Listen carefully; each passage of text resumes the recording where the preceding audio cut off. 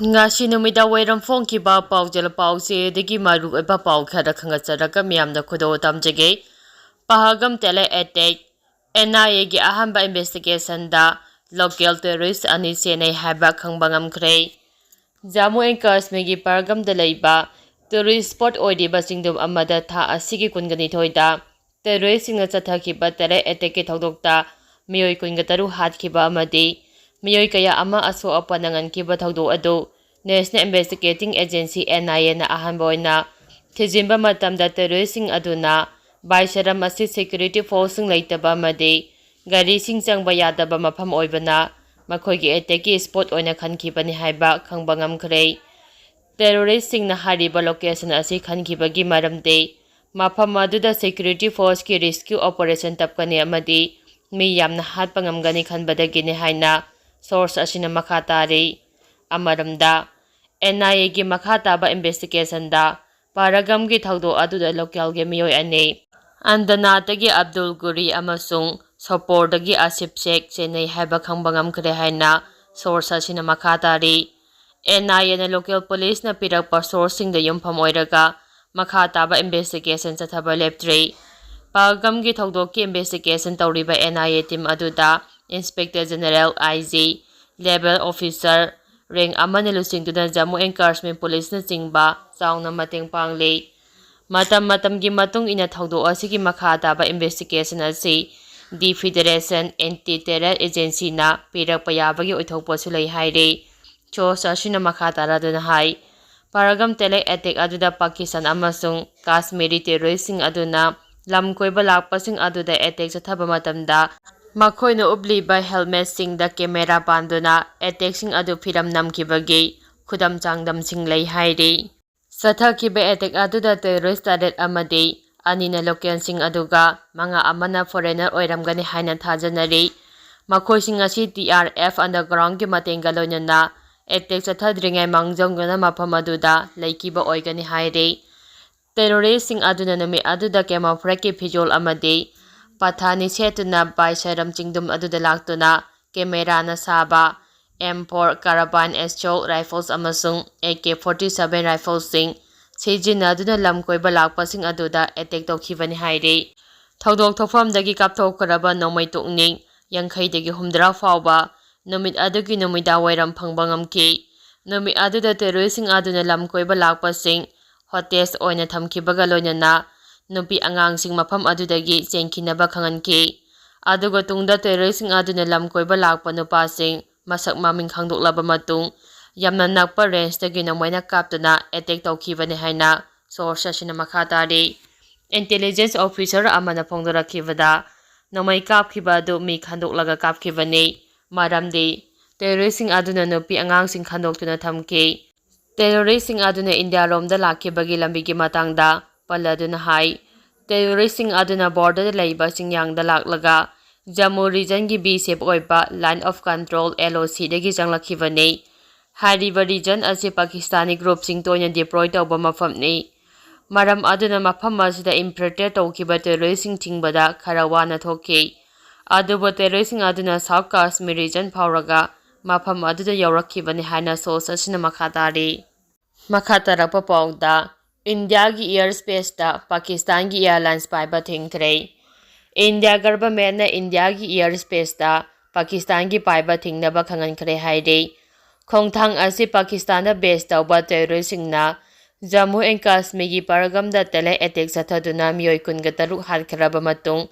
Islamabad na India airlines sing Pakistan gi airspace da paikiba thingkiba asigi pakhum oina New Delhi na lokhalapa khongthang amani haire India government gi anaba khongthang asina Pakistani airlines singna tangai fadana South Asia country singda paiba matamda China natraga Sri Lanka gi airspace da paiba tabani haina source asina phongdorakli aduba Pahalgam tele attack thokharaba matung attack torokpa yai haina khanbadagi Pakistani airlines sing mangjongna India gi airspace singda paiba lepa haukrabani official source amana phongdorakpada Pakistani jahaz sing India gi samudra gi hidangpham singdagi su changba thingal tabagi wafam su khanaba haukhre haire makha tarakpa pawda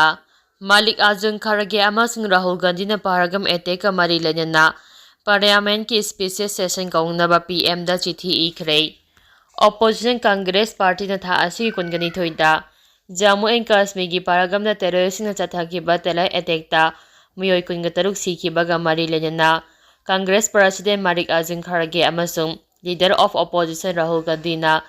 tungan-tungamba chithi sing Prime Minister Modi da iduna Parliament House animaki oiba akhanaba sitting kaungnaba khangankre haire. Congress President Mallikarjun Kharge na PM Modi da iba chithi aduda phanggadoriba Parliament gi sitting aduda apunbagi oiba terrorism gi mayokda puna leminaduna nation asin terrorism gi threatsing thengnabagi warep ama lawba tangai fade.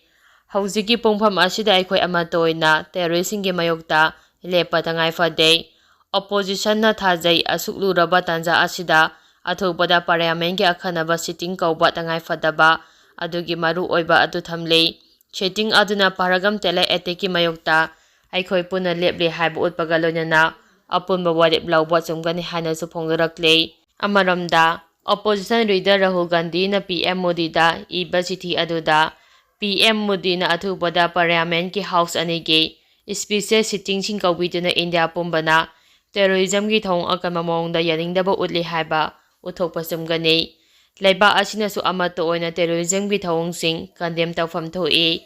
aikhoina thajai Jammu and Kashmir gi Pahalgam attack mari lenana Parliament ki special session kaurakani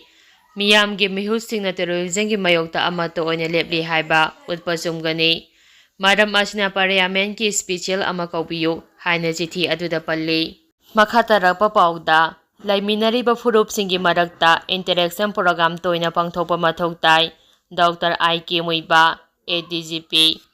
tunga-tungamba furup kanglup kayano khundaminariba lamdam asida furup singi marakta interaction program toina pangthokpa mathok tai haina ADGP Dr. I.K. Muiba na phongdokhre.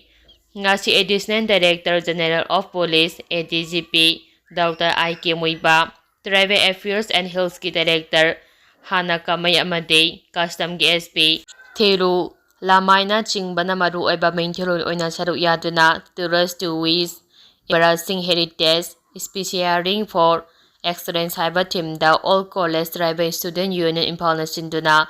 lege awareness program amagalonyana DM College ki multi-purpose hall da career orientation kam cultural meet lising aniga subna kunga mangagi tharam hawdokpada wafam asi I.K. Muiba na phongdokhibani. Tharam aduda Dr. I.K. Muiba na makataraduna hai aikhoi khudima amaga unaduna wari watai sanaba amade apamba khangdokminaba mathau tai masina puna thabok tawminaba yahanbada natana bab taminaba su lairakani punsimba haitrabadi bab tanadaba hena thoali. Maram aduna tunga-tungamba kanglup furup singna khundaminariba lamdam ama oina laiminariba furup singi marakta interaction program toina pangthokpa mathau tai haiki.